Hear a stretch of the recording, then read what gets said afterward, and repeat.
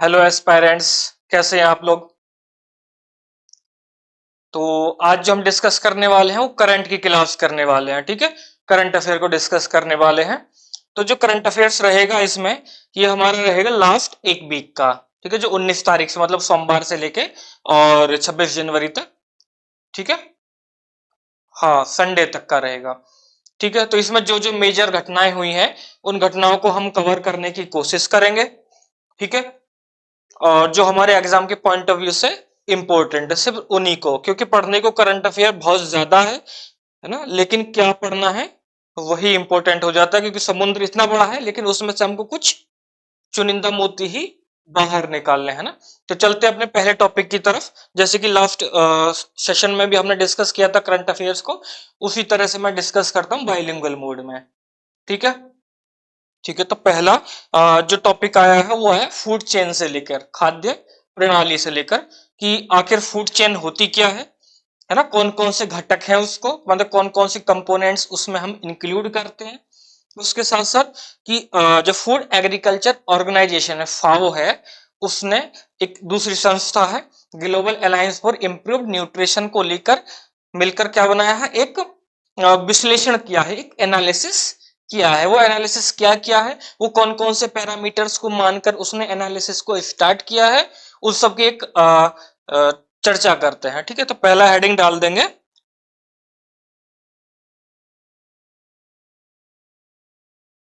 Food chain, या खाद्य प्रणाली भी लिख सकते हैं या खाद्य सिस्टम भी लिख सकते हैं। मैं आपको बाइलिंगुअल मोड में ही पढ़ाता हूँ। ठीक है, क्योंकि जो मेरी क्लास में यहाँ बैठे हुए हैं वो हिंदी मीडियम के लोग भी हैं और इंग्लिश मीडियम के लोग भी हैं, है ना, तो दोनों को ध्यान रखना पड़ता है। ठीक है, जो फूड एग्रीकल्चर ऑर्गेनाइजेशन है, जो फाओ है, ये आप सबने सुना ही होगा।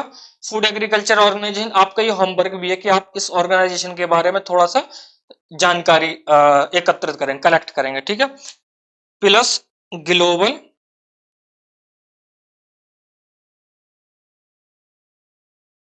अलायंस फॉर इम्प्रूव्ड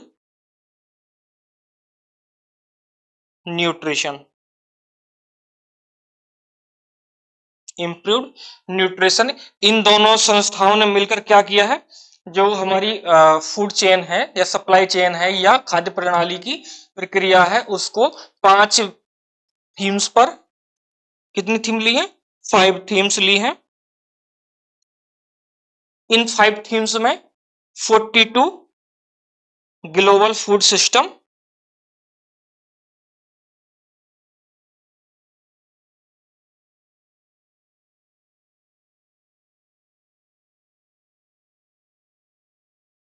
पैरामीटर्स को ट्रैक किया है। मतलब कि इन दोनों संस्थाओं ने कि हमारे देश में खाद्य की या फूड की क्या कंडीशन है, उनको 5 थीम में, जिनमें हमने अलग अलग पैरामीटर्स कितने लिए, 42 लिए हैं, उनके अकॉर्डिंग इसको एनालिसिस किया है। वो थीम्स कौन कौन सी हैं, 5 थीम्स, ये हमारे लिए इंपॉर्टेंट हो जाती है, इनको हम लिख लेते हैं। जो पहली थीम है वो है आहार, पोषण और स्वास्थ्य है। ठीक है, food, food nutrition and health, and health. The second is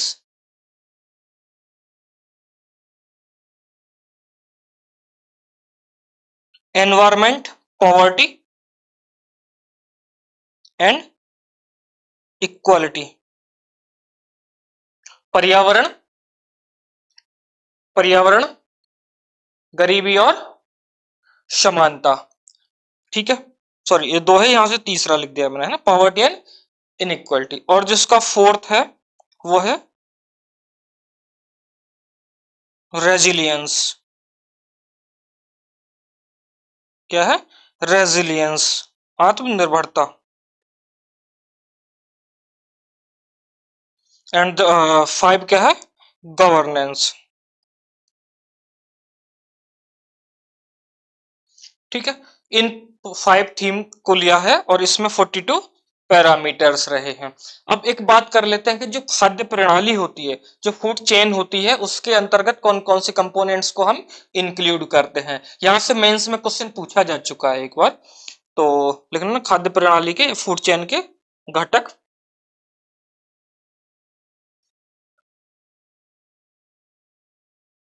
इनके घटकों की बात करते हैं तो हम इसमें मेनली 3 कंपोनेंट्स को इंक्लूड करते हैं। पहला देखते हैं कि फूड चेन की सप्लाई क्या है।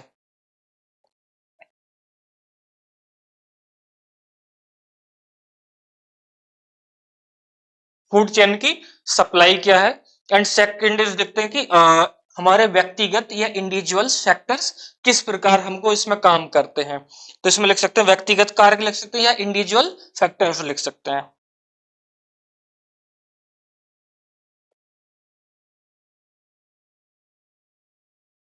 तो मेरे को हिंदी इंग्लिश दोनों लिखना पड़ता है, क्योंकि कई बार क्या होता है अगर मैं हिंदी ही लिखूंगा तो फिर इंग्लिश मीडियम वाले कहेंगे सर क्लास तो हिंदी मीडियम में हो रही है, अगर इंग्लिश में लिखूंगा तो फिर हिंदी मीडियम वाले कहेंगे कि हमारी मातृभाषा के साथ छेड़छाड़ की जा रही है।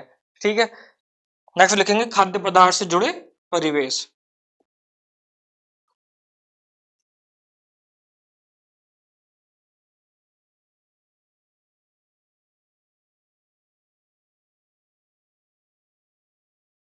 ठीक है, these are 3 components include in food chain, है ना। ठीक है, डन। अब बढ़ते हैं नेक्स्ट टॉपिक की तरफ। जो हमारा नेक्स्ट टॉपिक है वो है new era of nuclear energy. एक रिपोर्ट प्रस्तुत की है, एक रिपोर्ट रिलीज की है इंटरनेशनल एनर्जी एजेंसी द्वारा, है ना। रिपोर्ट क्या है, a new era of nuclear energy. ठीक है, report released by international energy agency, IEA है ना, शॉर्ट में लिख दिया है, इंटरनेशनल एनर्जी एजेंसी के द्वारा। अब बात करते हैं आईईए की, पहले इस संगठन की ही बात कर लेते हैं। ये क्या है, ऑटोनोमस ऑर्गेनाइजेशन है। ऑटोनोमस ऑर्गेनाइजेशन का मतलब है कि ये स्वायत्त संस्था है ना। इसकी स्थापना कब की गई थी, स्थापना इसकी की गई थी 1974 में की गई थी। एंड इसका हेडक्वार्टर कहाँ लोकेटेड है, वो है पेरिस में। और पेरिस किसकी कैपिटल है, फ्रांस, है ना, पेरिस में, फ्रांस में। ठीक है, इसने जो हमको दिया है वो 3 इंपॉर्टेंट पॉइंट सामने निकल के आ रहे हैं इस रिपोर्ट में। पहला क्या है कि वर्ल्ड में जो एटॉमिक एनर्जी है या न्यूक्लियर एनर्जी है उसका प्रयोग क्या हो रहा है, दिन प्रतिदिन बढ़ रहा है। पहला ये बताया।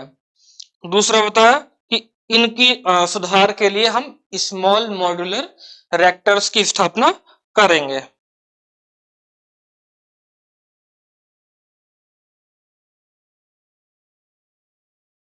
स्मॉल मॉड्यूलर रिएक्टर की स्थापना की जाएगी। तीसरा बताया कि जो 2030 है, जो ईयर 2030 है, 2030 तक जो हमारी न्यूक्लियर एनर्जी है उसमें हम एनुअल इन्वेस्टमेंट की बात करें तो वो लगभग 2 गुना हो जाएगा। और कितना हो जाएगा, 120 बिलियन डॉलर तक का हो जाएगा। मतलब अभी हम कितना इसमें इन्वेस्ट करते हैं, लगभग 60 बिलियन डॉलर, 60 बिलियन डॉलर तक का इसमें इन्वेस्टमेंट करते हैं। तो इसने बताया कि ये बढ़ के 2030 तक कितना हो जाएगा, दोगुना, मतलब 120 बिलियन डॉलर तक का इसमें निवेश हो जाएगा वार्षिक, एक साल में। डन। ठीक है, अब बढ़ते हैं नेक्स्ट टॉपिक की तरफ। एक ऑर्गेनाइजेशन है ब्रिक्स,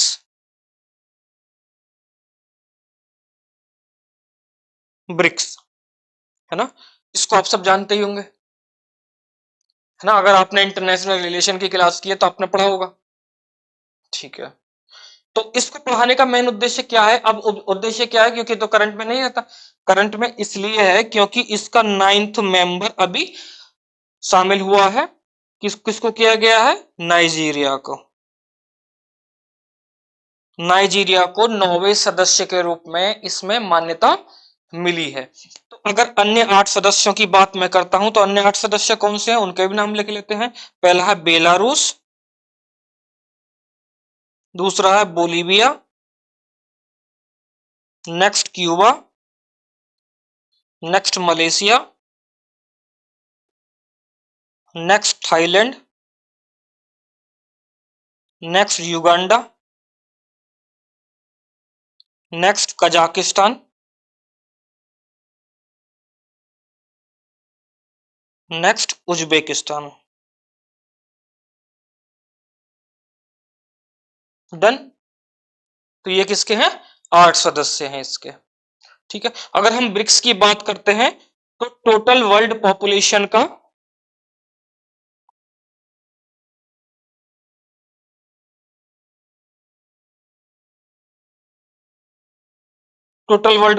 का लगभग 40% को रिप्रेजेंट करता है ब्रिक्स, है ना।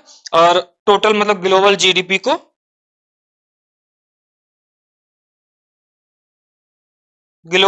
में लगभग 37.3, कितना, लगभग 37.3 को रिप्रेजेंट करता है ब्रिक्स। ठीक है, ठीक है। भारत ने अब तक ब्रिक्स के 3 शिखर सम्मेलनों को मेजबानी की है। कौन कौन से? पहला, एक तो जो 2012 में हुआ था, मतलब भारत में इनको मेजबानी की है किसने? इंडिया ने। भारत में ये हुआ है, देख तो 2012 में, दूसरा 2016 में, और तीसरा अभी 2021 में। ठीक है, तो यहां से क्वेश्चन बन सकता है कि भारत ने अब तक कितने ब्रिक्स सम्मेलनों की मेजबानी की है? तो 3 की है, 2012 में, 2016 में, एंड थर्ड इज 2021 में। ठीक है, अब चलते हैं नेक्स्ट टॉपिक की तरफ। नेक्स्ट टॉपिक हमारा, ये आपने सुनी होगी, एक आर्म फोर्स NDRF, है ना, नेशनल डिजास्टर रेस्पॉन्स फोर्स। ठीक है, इसको चर्चा में क्यों लाया गया? अभी चर्चा में इसलिए लाया गया क्योंकि इसने अपना 20वां स्थापना दिवस मनाया गया, मतलब कि आज के ही दिन 20 साल पहले इसको बनाया गया था। ठीक है, इसको कौन से एक्ट के द्वारा बनाया गया? Disaster act, disaster management act 2005 के तहत इसकी स्थापना की गई थी। और इसका मुख्य कार्य क्या है? अगर इसका मुख्य कार्य की बात करते हैं तो जब लैंडस्लाइड्स हो जाती हैं या कहीं फ्लड्स आ जाते हैं, तो मतलब जो आपदाएं होती हैं, है ना, उनके दौरान बचाव कार्य के लिए इनको बुलाया जाता है। ठीक है, इनकी फुल फॉर्म से आप देखिए, नेशनल डिजास्टर रेस्पॉन्स फोर्स। ठीक है, इसमें लगभग 16 बटालियंस को शामिल किया जाता है, जिसमें से BSF, है ना, बॉर्डर सिक्योरिटी फोर्स, CRPF, है ना, तीसरा CISF, फोर्थ ITBP और SSB, और नेक्स्ट असम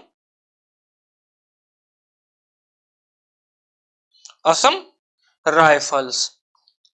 इनकी अलग अलग बटालियन में, तो 16 बटालियन को इसमें शामिल किया जाता है। तो ये तो हो गया ये पॉइंट। ठीक है, अच्छा, हाँ, तो इसमें ये नहीं पूछेगा कि स्थापना कब हुई थी, ये भी पूछ सकता है, स्टेटमेंट बनाकर दे देगा कि NDRF की स्थापना इस वर्ष को हुई थी। या ये यूपीएससी का ट्रेंड रहा है कि वो एक्ट को ज्यादा पूछता है कि डिजास्टर मैनेजमेंट एक्ट 2006 के द्वारा इसको पारित किया गया। स्टेटमेंट रॉन्ग क्यों? कि 2005 के द्वारा पारित किया गया, या किसी दूसरे को देगा, क्योंकि आपने देखा कि फोर्स है तो कोई मिलिट्री एक्ट दे देगा, है ना। तो नेक्स्ट आगे बढ़ते हैं। नेक्स्ट टॉपिक है जो अभी चर्चा में भी है, यूनिफॉर्म सिविल कोड।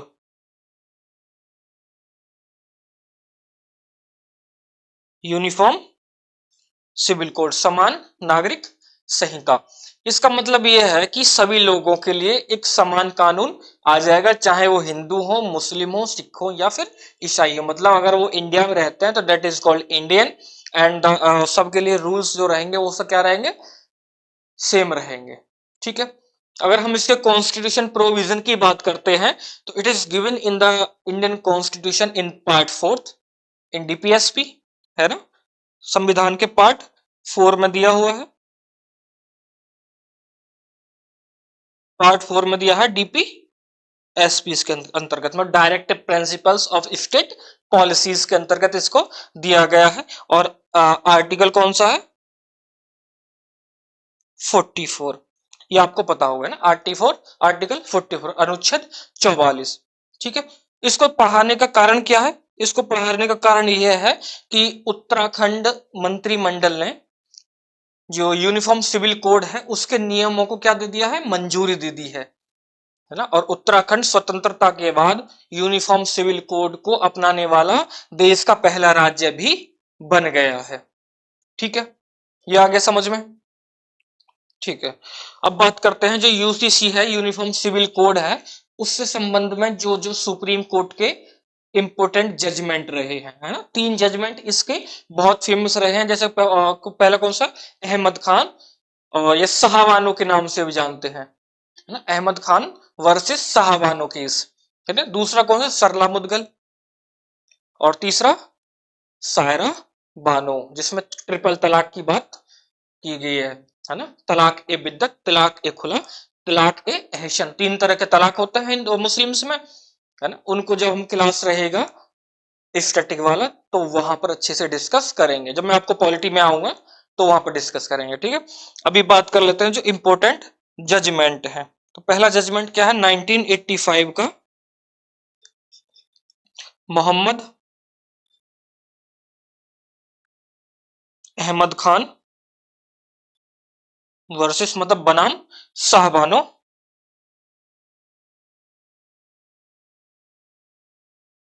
बेगम बाद, बाद मतलब केस को ही बोलते हैं हिंदी में। ठीक है, इसमें क्या बताया?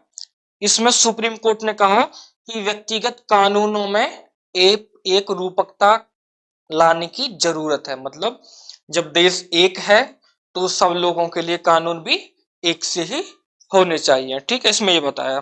फिर आते हैं 1995, मतलब इससे 10 साल बाद सरला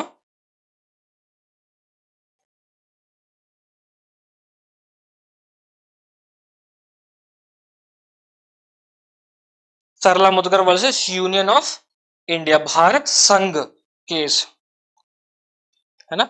इसमें बताया कि जो व्यक्तिगत कानूनों में सुधार की आवश्यकता है, लिखना चाहते तो लिख सकते हैं, व्यक्तिगत कानूनों में सुधार की आवश्यकता है। और इसके बाद थर्ड एंड लास्ट 2017 में आता था सायरा बानो,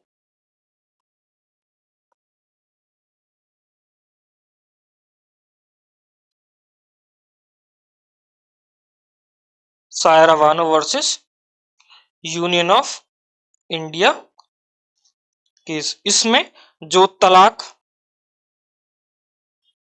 ए विदत, या इसी को क्या बोलते हैं हम? ट्रिपल तलाक, इंस्टेंट ट्रिपल तलाक, इसको क्या दिया? अनकॉन्स्टिट्यूशनल करार दिया, असंवैधानिक घोषित कर दिया कि ये क्या है? ये पूर्ण रूप से असंवैधानिक है। ठीक है, अगर हम बात करते हैं यूसीसी यूनिफॉर्म सिविल कोड की आवश्यकता क्यों है ना, यूनिफॉर्म सिविल कोड की आवश्यकता क्यों है, तो पहला पॉइंट अगर कोई हमसे पूछे कि आवश्यकता क्यों, सबसे पहले क्या है कि लैंगिक समानता लाने के लिए, क्योंकि मुस्लिम्स में जो ट्रिपल तलाक है, इंस्टेंट ट्रिपल तलाक है, इसको देने का हक किसको है? सिर्फ पुरुष को, है ना, जबकि महिलाएं भी इस देश की नागरिक है, उनको नहीं दिया जाता। तो पहला लैंगिक समानता के लिए, दूसरा सामाजिक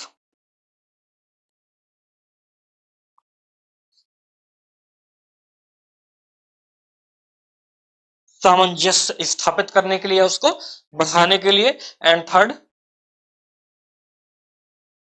जो भारतीय समाज है, जो इंडियन सोसाइटी है, उसमें अगर रिफॉर्म करना है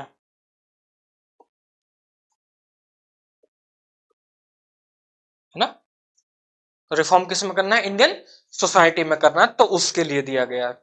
ठीक है, बढ़े आगे, ठीक है। नेक्स्ट टॉपिक है हमारा CAR T cell therapy.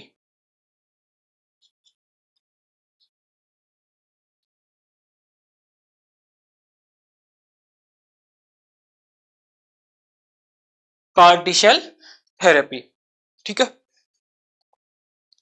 CAR T cell therapy क्या होती है उसको चर्चा थोड़ी देर बाद करेंगे, पहले देखते हैं कि चर्चा में क्यों रहा है। क्योंकि एक संस्था है CDSCO, CDSCO, central drugs standards control organisation, मतलब कि जो हमारे देश में ड्रग्स को रेगुलेट करता है। ड्रग्स का मतलब मेडिसिन की बात कर रहा हूँ ना, वो सूंघने वाली नहीं।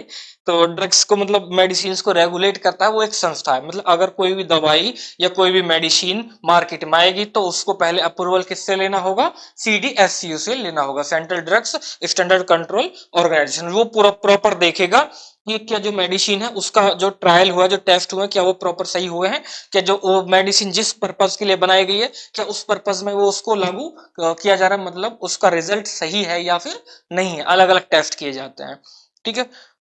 तो चर्चा में इसलिए लिया कि जो CDSO है उसने सेकंड लिविंग ड्रग्स, उसका नाम क्या है? वेरी वेरी इंपॉर्टेंट,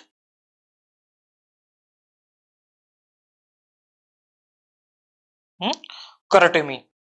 इसने क्या दिया? इसको अप्रूवल दे दिया, इसको मंजूरी दे दी है। अब बात करते हैं कि लिविंग ड्रग्स होती क्या है। लिविंग ड्रग्स वैसी ड्रग्स होती हैं जैसे कोई रोगी है, मान लो ये एक रोगी है यहाँ पर, ठीक है। तो इस रोगी के ब्लड में से एक सेल को निकाला जाएगा, ठीक है। मानो यहां से सेल को यहां भेज दिया, ये छोटा सा क्या है? एक सेल है, ये क्या? एक सेल है। फिर यहाँ पर इसको क्या किया जाएगा? इसमें अमेंडमेंट किया जाएगा, इसको संशोधित किया जाएगा, सिंथेसाइज किया जाएगा, और फिर से इसको कहाँ डाल दिया जाएगा? जिस रोगी के सेल से इसको निकाला था, मतलब ब्लड से निकाला था, उसी में इसको इंजेक्ट कर दिया जाएगा। तो इसको क्या बोलते हैं? Living drugs. अगर ऐसे बनाया जाए, मतलब मेरे शरीर से कोई वायरस निकाला जाएगा, उसको बाहर निकालेंगे, फिर उसको वायरस को बाहर निकालेंगे तो फिर उसको क्या करेंगे? ये आइडेंटिफाई करेंगे कि इसमें क्या कमी है, ठीक है। फिर उसको क्या करेंगे? संशोधित करेंगे, उसमें सुधार करेंगे और दोबारा से मेरे अंदर उसको इंजेक्ट कर देंगे। इसको बोलते हैं लिविंग ड्रग्स। तो कार्टी सेल थेरेपी क्यों चर्चा में? क्योंकि कार्टी सेल थेरेपी भी वैसी ही होती है। इसमें टी सेल को निकाल लिया जाता है ना, टी सेल को निकाल लिया जाता है और टी सेल एक्टिव होते हैं और फिर बी सेल को एक्टिव करते हैं वो। और जब बी सेल एक्टिव हो जाता है तो बी सेल बताता है कि सर आपकी बॉडी में कोई फॉरेन पार्टिकल, मतलब कोई बाहर से कोई कण आ गया है, तो अब आपको क्या करना है? आप एंटीबॉडीज रिलीज करिए। तो हमारी बॉडी क्या करती है? एंटीबॉडीज रिलीज करना स्टार्ट करती है। और जब एंटीबॉडी रिलीज हो जाती है तो जो वायरस होते हैं या सब बैक्टीरिया होते हैं उनके प्रति हमारे लड़ने की जो क्षमता होती है वो बन जाती है। तभी तो हम बोलते हैं इम्यूनिटी बूस्टर, इम्यूनिटी बूस्ट हो गई है, ठीक है। आगे समझ में? ठीक है, पूछ लीजिए कुछ अगर पूछना है तो। ठीक है, अब एक चलते हैं एक स्कीम, वेरी इंपॉर्टेंट और बहुत चर्चा में भी रहती है, बेटी बचाओ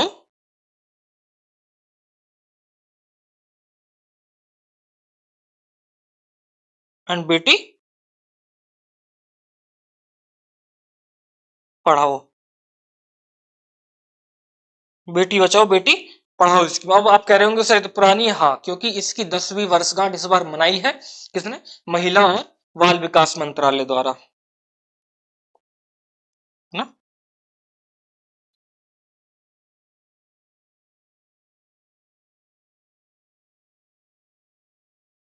महिला और बाल विकास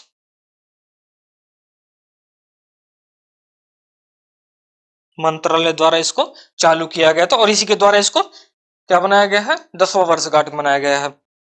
ये क्या है? एक सेंट्रल स्पॉन्सर्ड स्कीम है। सेंट्रल स्पॉन्सर्ड स्कीम मतलब कि इसमें पैसा कौन लगाता है? सेंट्रल गवर्नमेंट लगाती है, ठीक है। इसका उद्देश्य क्या है? मेन पर्पज क्या है इसका? उद्देश्य है कि जन्म के समय जो रेशियो, जो सेक्स रेशियो है उसमें एवरी ईयर 2 अंकों का सुधार करना। अभी हम ये भी देख लेंगे कि हमारे यहाँ जेंडर रेशियो क्या है ना, सेक्स रेशियो क्या है। तो जो जेंडर रेशियो है उसको हर साल 2 नंबर का बढ़ाना। जैसे कि मान लेते हैं इस बार कितना है, 900 मान लेते हैं, तो अगले साल उसको क्या करना, 902 करना, उससे अगले साल 904 करना, मतलब हर साल 2 का सुधार करना। तो लिख सकते हैं इसको, है ना। सेकंड क्या है कि जो वुमेन है या जो बालिकाएं हैं उनकी शिक्षा में प्रतिवर्ष 1% की वृद्धि करना, दोनों चीजें, ठीक है। तो अगर हम बात करते हैं इसकी उपलब्धि की, तो हम बात कर लेते हैं कि इसने क्या क्या अचीवमेंट अब तक किए हैं। उपलब्धि की बात करते हैं 2014 से लेके 24 तक, मतलब लगभग 10 साल की बात कर रहे हैं। पहले इधर देख लेते हैं जेंडर रेशियो, लिंग अनुपात, ठीक है, या फिर enrolment in schools, enrolment in schools. And इधर देखते हैं हम जो डिलीवरी हुई है या जो संस्थागत प्रसव है ना, उनकी बात करते हैं। तो हम बात करते हैं ईयर वाइज की बात करें, 2014-15 में जो सेक्स रेशियो था वो कितना था, 918, है ना, मतलब 1000 बच्चों पर 918 बच्चियों का जन्म होता था। लेकिन अब कितना है वो, 930, 2023-24 की बात करते हैं हम, ठीक है। तो कितने की बढ़ गया, लगभग 12 अंक, 12 नंबर इसमें इंक्रीज हुए हैं। अगर 2014-15 में हम देखते हैं स्कूल में नामांकन तो लगभग 75.51% होता था, लेकिन 2023-24 की बात करते हुए लगभग कितना हो गया, 78%, मतलब 2.5% के लगभग लगभग क्या हुआ है, इंक्रीज हो गया है। अगर हम देखते हैं कि जो वुमेन्स है उनकी डिलीवरी किस तरह से हुई है, तो जो संस्थागत डिलीवरी हुई है हॉस्पिटल्स वगैरह में, पहले कितनी होती थी, वो 61% हो रही थी 2014-15 में, है ना, जो सिक्योर है, जो सेफ है। लेकिन अब कितना है, उसको बढ़ाकर हमने कर दिया 97.3% के लगभग, मतलब अगर हम बात करते हैं लगभग 36.3% से भी ज्यादा, ठीक है। तो ये है इसकी अचीवमेंट बेटी बचाओ बेटी पढ़ाओ का, ठीक है। ठीक है, अब नेक्स्ट जो है हमारा राष्ट्रीय जनजाति स्वास्थ्य सम्मेलन 2025 अभी क्या हुआ, मनाया गया। तो लिख लेते हैं राष्ट्रीय जनजाति स्वास्थ्य सम्मेलन 2025 को अभी धरती आभा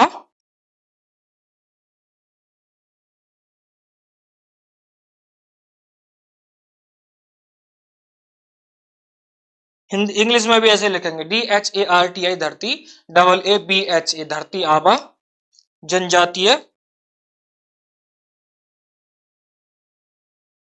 जनजातीय ग्राम उत्कर्ष अभियान, ग्राम उत्कर्ष अभियान के तहत इसका आयोजन किया गया। और इसमें 2 मिनिस्ट्री शामिल है, कौन कौन सी, पहली कौन सी है, ministry of tribal affairs, ministry of tribal affairs. And second कौन सी है, ministry of health and family welfare, ministry of tribal affairs and second is ministry of health and family welfare, इन दोनों के द्वारा मनाया गया। और इन्होंने कहा कि जो हमारे देश की जनजाति है वो गंभीर चुनौतियों से या गंभीर बीमारियों से जूझ रही है। जैसे इन्होंने कुछ बताया कि जो स्टंटिंग है,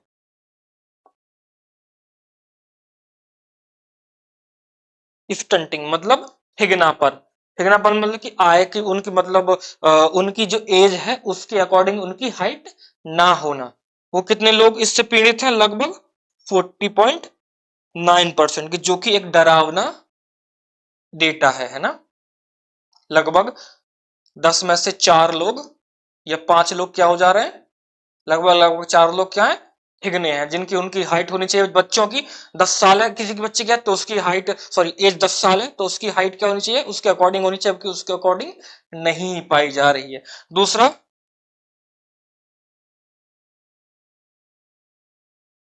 वेस्टिंग मतलब दुबलापन। कितने लोग? 23.2%। ठीक है। थर्ड लिखेंगे अंडरवेट।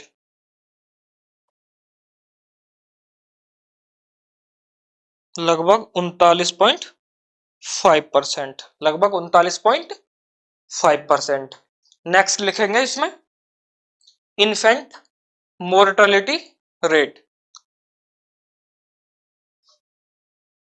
मतलब 4 पॉइंट इन्फेंट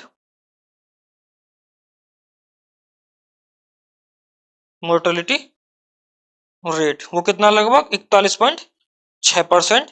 एंड एक और चीज लिखेंगे इसमें under 5 year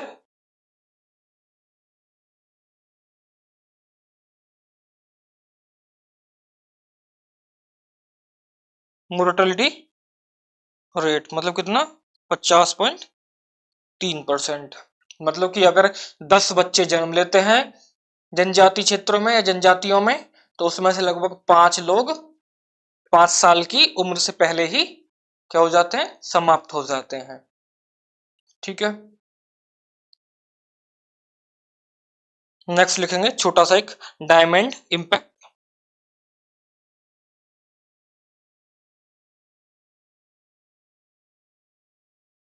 diamond imprest authorisation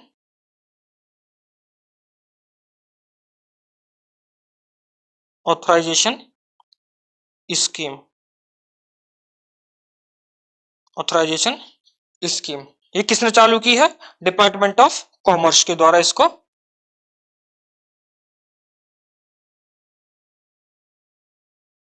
department of commerce के द्वारा इसको चालू किया गया है। और ये जो पेश की गई है ये की गई फॉरेन ट्रेड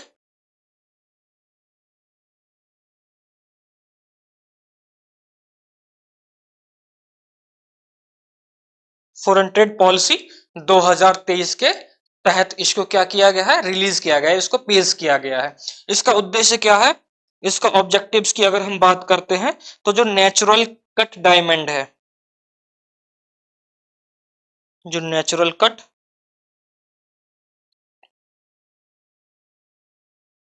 डायमंड है या फिर जो पॉलिश डायमंड है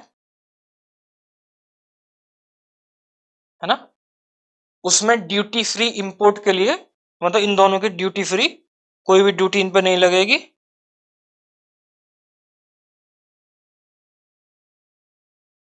ड्यूटी फ्री इंपोर्ट के लिए एक सिस्टम प्रोवाइड कराना इसकी रेस्पॉन्सिबिलिटी है। डन। तो इस स्कीम में छोटा सा बस इतना ही था। अब लिखेंगे नेक्स्ट पीएम फसल बीमा योजना। पीएम फसल बीमा योजना। ठीक है। इसमें एक दर्शाने वाला या एक चौंकाने वाला एक डेटा ये है कि जो महाराष्ट्र है, महाराष्ट्र के एग्रीकल्चर डिपार्टमेंट ने कहा है कि जो प्रधानमंत्री फसल बीमा योजना के तहत जो इंश्योरेंस के क्लेम दायर किए गए हैं उनमें लगभग लगभग 4.5 लाख कह सकते हैं, या फिर 4 लाख के करीब करीब क्या है, वो फ्रॉड है, वो फर्जी है ना। एक बड़ा ही बड़ा डेटा है, मतलब चौंकाने वाला। तो इसको लिख सकते हैं। इसके कौन सा मंत्रालय है? Ministry of agriculture and farmer welfare, कृषि एवं किसान विकास मंत्रालय।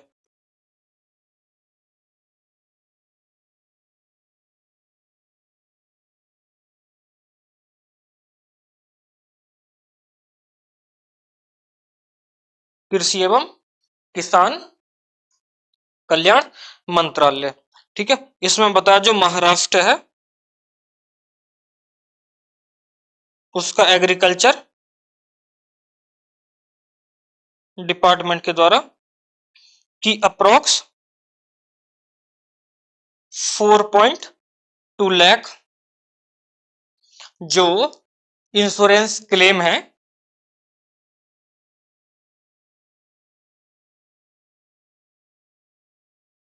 वो क्या है,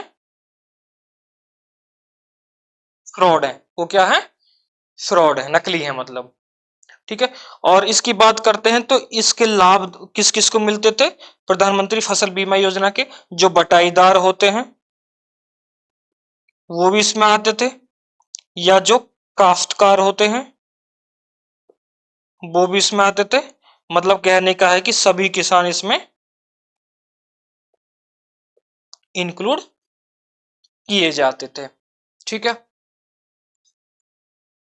अब एक नया टॉपिक, सुकन्या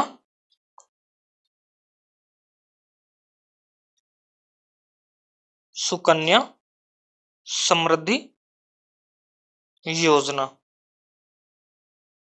सुकन्या समृद्धि योजना, ये योजना चालू की गई थी जनवरी 2015 में। मतलब इसकी अभी जो 10th एनिवर्सरी मनाई गई है, मतलब 10वीं वर्षगांठ इसमें मनाया गया है।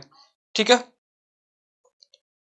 इसके अगर अचीवमेंट की बात करते हैं तो नवंबर 2024 तक पूरे देश में लगभग लगभग 4 करोड़ से भी ज्यादा अकाउंट ओपन किए जा चुके हैं, किसके, सुकन्या समृद्धि योजना के द्वारा, है ना। ये फाइनेंस मिनिस्ट्री इसको क्या करती है, चला रही थी, मतलब वित्त मंत्रालय द्वारा चलाई गई थी। और ये कैसी एक स्मॉल सेविंग स्कीम है। ये क्या है, एक स्मॉल सेविंग स्कीम है जो लड़कियों के मैरिजेस के लिए, उनकी एजुकेशन को बढ़ावा देने के लिए, या उनके एजुकेशन संबंधी एक्सपेंडिचर को कम करने के लिए, या उनको क्या करने के लिए, उनसे निपटने के लिए इसको शुरू किया गया था। ठीक है। इसमें क्या कर सकते हैं कि जब 10 वर्ष की लड़की है, 10 वर्ष तक की कोई लड़की है तो उसके नाम से अकाउंट इसमें ओपन किया जाता है। और मिनिमम जमा इसमें कितनी की जाती है, मिनिमम जमा राशि कितनी है, 250 रुपए। आप इसमें 250 रुपए से मिनिमम अकाउंट में मतलब इसमें जमा कर सकते हैं मंथली। या अगर हम बात करते हैं एक फाइनेंशियल ईयर में, मतलब पूरे वित्त वर्ष में,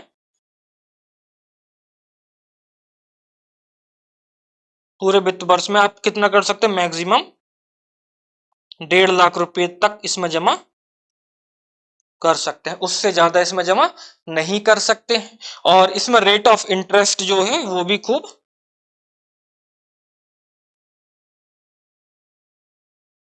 जो रेट ऑफ इंटरेस्ट है वो भी अच्छा खासा दिया जाता, 8.2% का। इसको आप कहाँ खुलवा सकते हैं, पोस्ट ऑफिस में जाके खुलवा सकते हैं।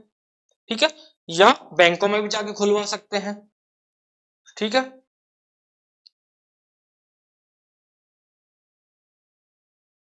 ठीक है। तो कोई क्वेश्चन हो आज का जो ना आया हो ऐसा समझ में। हाँ, अब तक जो आपको पढ़ाए हैं उसमें अगर कोई ना आया हो समझ में तो आप पूछ सकते हैं। हाँ ठीक है, तो फिर वरना इस क्लास को यहीं पे समाप्त करते हैं, सेशन को एंड करते हैं। ठीक है। और जब अगले वीक में मिलेंगे तो उसमें जो अभी 26 या 27 से लेके आज से लेके जो अगले वीक तक की क्लास रहेगी, उसमें हम उसको डिस्कस कर लेंगे, करंट अफेयर्स को। तो आपसे कहने का यही है कि आप इसको लगातार रिवीजन करते रहिएगा। ठीक है। और मिलते हैं एक नए सेशन में।